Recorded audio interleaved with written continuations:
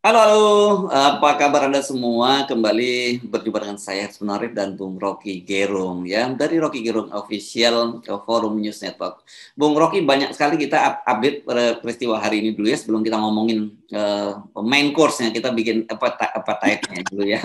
Hari ini tanggal 4 November itu kan banyak sekali aksi turun ke jalan di Jakarta gitu ya. Dan ada yang 4.11, ada juga buruh yang turun menuntut perbaikan upah dan sebagainya. Dan kemudian di dunia ini juga ada perkembangan-perkembangan menarik, yakni soal mantan Perdana Menteri Pakistan yang rupanya ada percobaan pembunuhan terhadap Perdana Menteri Pakistan Imran Khan, tetapi gagal ya karena dia hanya tertembak di bagian kaki. Ada yang timnya yang meninggal dunia. Itu update kita hari ini dan dunia memang semakin panas lah ya. Ya, kita mulai dengan peristiwa yang mendebarkan itu, lalu kita mulai kalkulasi. Kenapa mantan Perdana Menteri itu, Jepang kemarin, Ya.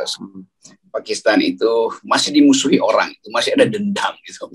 Kan seharusnya dalam tradisi demokrasi udah selesai, udah mempertanggungjawabkan kebijakannya, entah itu ada yang dipidana dulu baru bertanggung jawab, tapi ada yang memang lensernya baik-baik itu.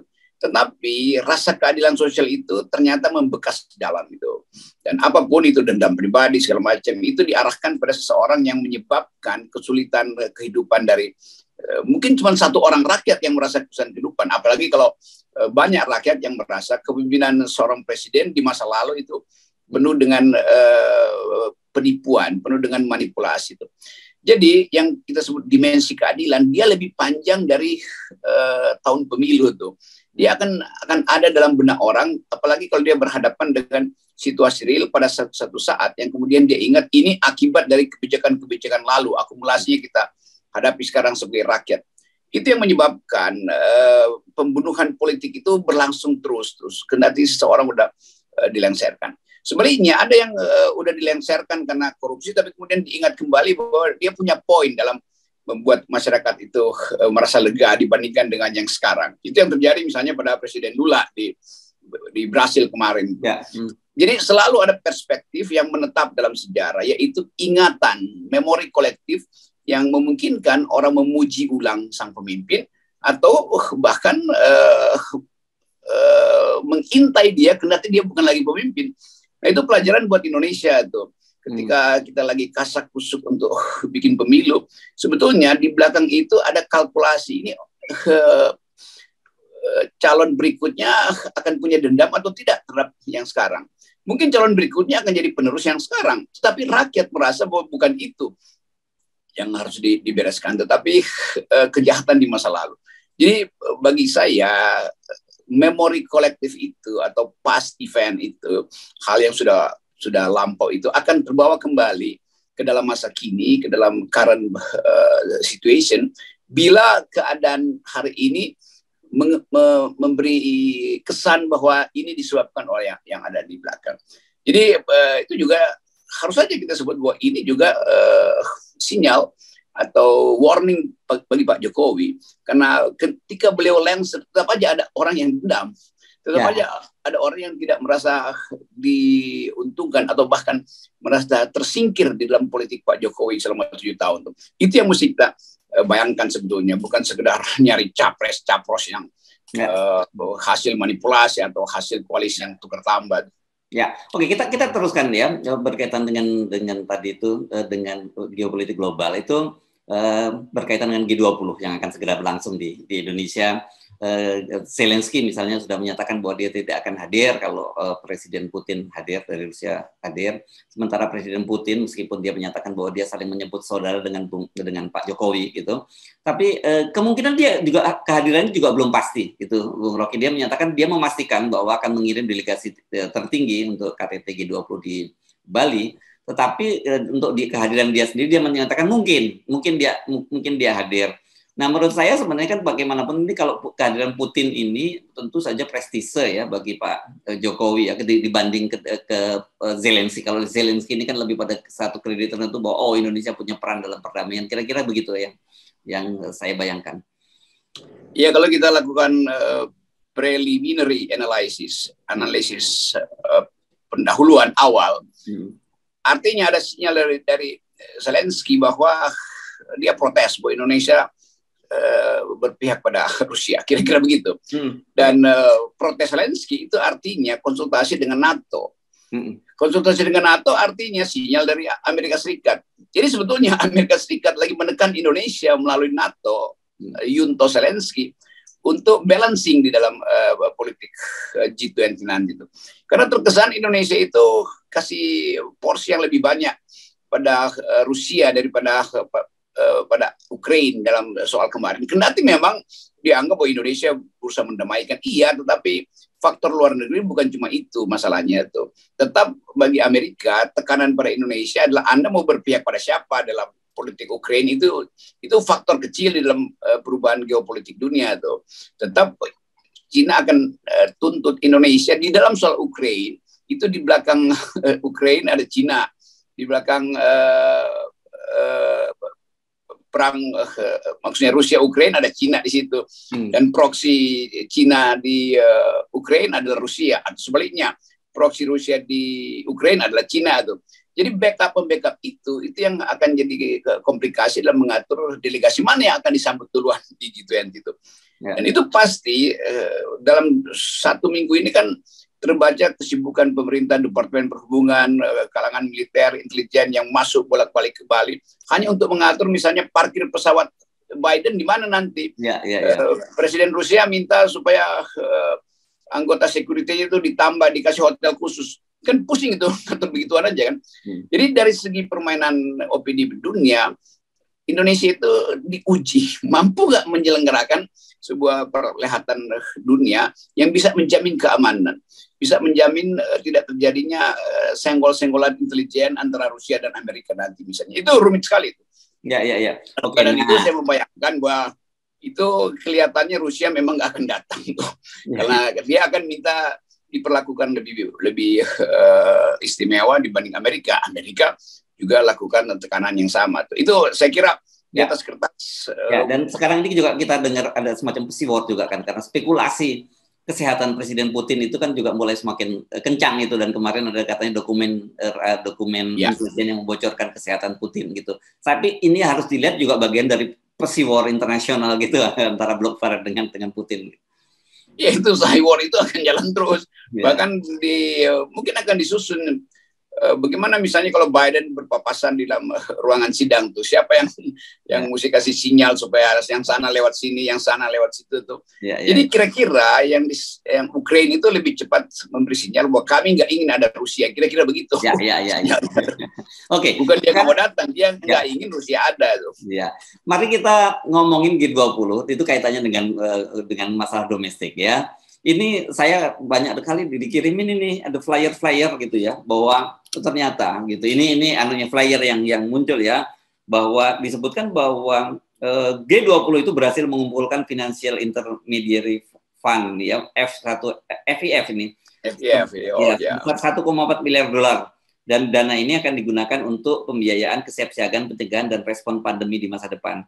Ini nggak dijelaskan ini pandeminya di mana, tapi orang kalau membaca ini, kalau di Indonesia ini pasti ini bagian untuk dalam negeri gitu ya. Dan ini kemudian ada juga konkret, inilah kontribusi G20 Indonesia untuk sembuhkan dunia. Saya kira sih benar ini nggak salah ya memang, karena kalau disebutnya G20 Indonesia saja, tapi nggak disebutkan G20 di Indonesia. Tapi kalau kita cari-cari sebenarnya ini kan bukan kerjaannya Pak Jokowi ya, Bung Rocky ya. Ya itu dengan mudah orang lihat bahwa ini iklan nyolong program orang tuh. Kita tahu bahwa dari bulan Maret, April, Mei, Juni, Juli itu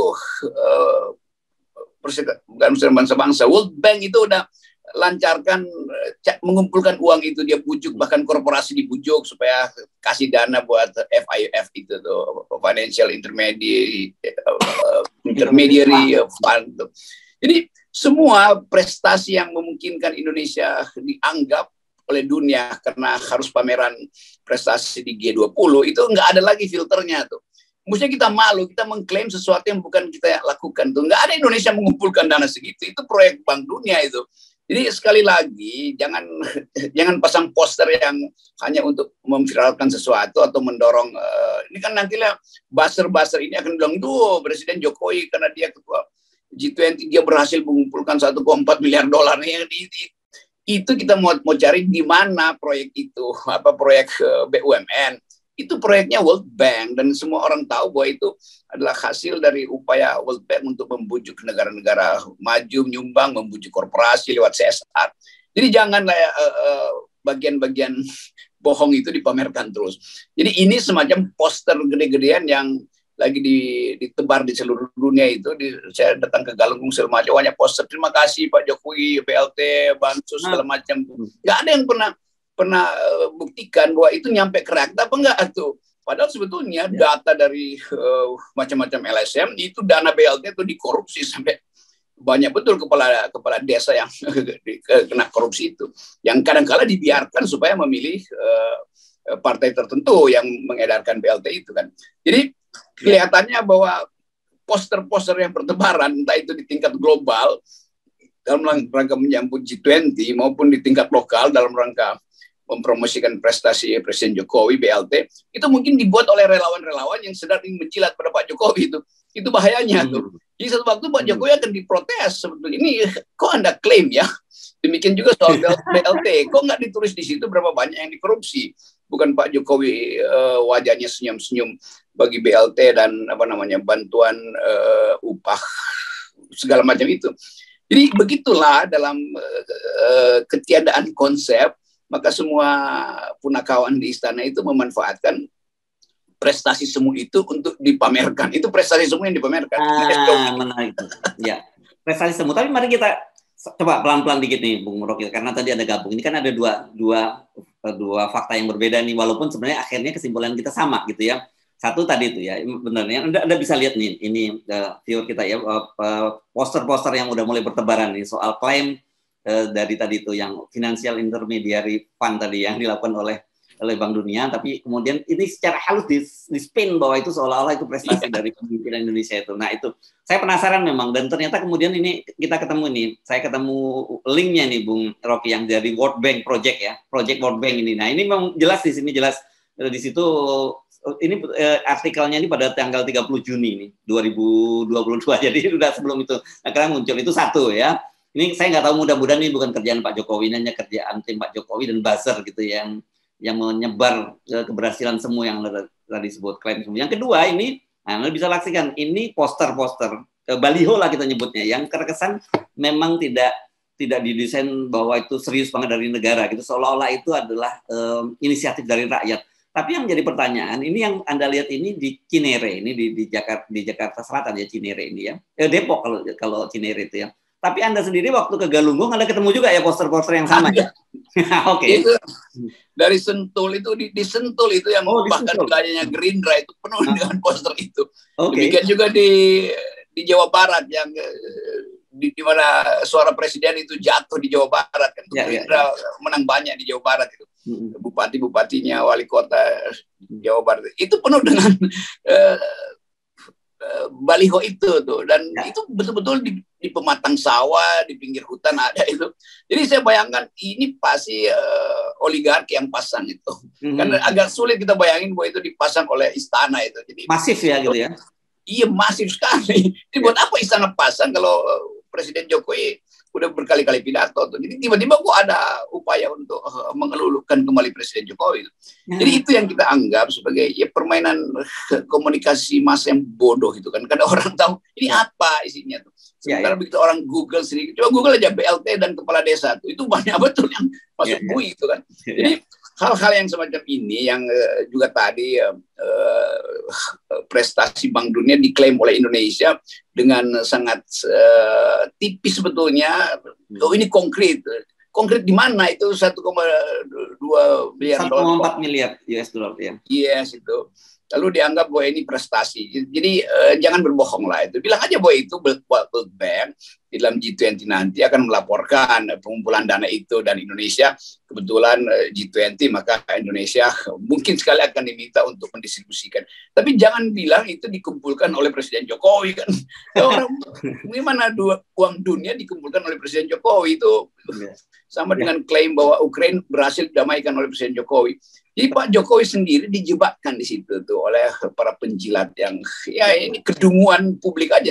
Ya. Ya betul itu soal misalnya impor gandum yang untuk pangan dunia itu Turki, bukan Pak Jokowi yang mendamaikan gitu. Erdogan itu yang punya peran itu. Jadi berlebihan ini ketololan itu kan dengan mudah orang cari kok itu ini dari mana nih isu itu. Dan poster-poster G20 itu seolah-olah membanggakan bahwa Indonesia terpilih karena reputasinya Pak Jokowi, maka Indonesia terpilih untuk memimpin G20. Loh, G20 itu arisan, kita kebagian jadwal hari ini, itu bukan dipilih, itu memang udah waktunya. Jadi begitu banyak hal yang dipakai justru untuk membackup kekuasaan yang udah lemah. Itu makin lemah jadinya kan orang anggap ya udah lemah masih bohong itu. Ya. Ini acara emak-emak tapi skala global gitu ya. Oke, tapi ini jadi pertanyaan buat saya, mengapa masih ada terus upaya mengglorifikasi kehebatan dan keberhasilan Pak Jokowi, tapi di tengah-tengah situasi Pak Jokowi sendiri kemudian terkesan udah mulai mendorong-dorong untuk mereka yang mau nyapres kan? Ini ternyata saya baru baca artikelnya, ini penjelasan beritanya dari kalau kemarin kan kita cuma tahu bahwa Caimin melaporkan konsolidasi kader PKB ke presiden ya ketika bertemu Prabowo. Tapi ternyata menurut klaim dari PKB ini dipuji bahwa itu koalisi yang antara Gerindra dengan PKB itu dipuji oleh Pak Jokowi dan itu didorong untuk maju nyapres gitu.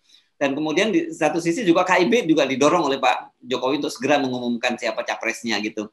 Nah kemudian ini ada investigasi dari Detikcom menyebutkan itu ternyata dia sempat ketemu Puan sempat bertemu dengan Pak Jokowi dan minta dukungan itu, walaupun kemudian ternyata tawar-menawar nih antara Pak Jokowi dengan Puan gitu. Ini apa? Saya bingung menyadari membayangkan ini, memahami ini, dan saya cuma yang bisa penjelasan saya membayangkan penjelasannya tentang dua wajah Janus tadi, two face of Jokowi, two face of Janus bukan two face of Jokowi. Ya kan kita ingat bagaimana buzzer ini gelisah tuh,